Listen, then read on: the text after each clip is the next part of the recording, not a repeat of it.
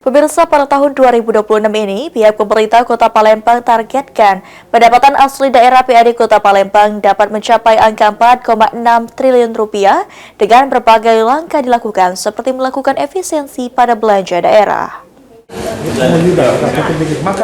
Pada tahun 2026 ini, pihak pemerintah Kota Palembang optimis pendapatan asli daerah PAD Kota Palembang dapat mencapai angka 4,6 triliun rupiah.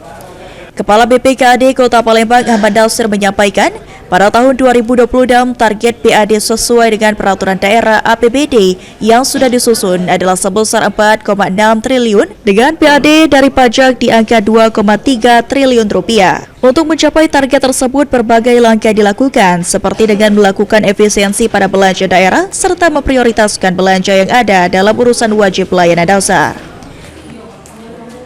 Target PAD di 2026 dalam Perda APBD kita ini sudah kita susun, yaitu untuk pendapatan itu totalnya sebesar 4,6 triliun ya, 4,6 triliun, dan pajak pendapatan asli daerah kita anggarkan 2,3 triliun.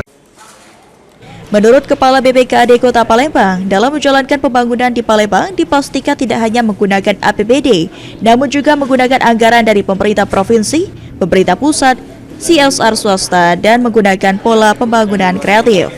Sadi Pratama, PAL TV.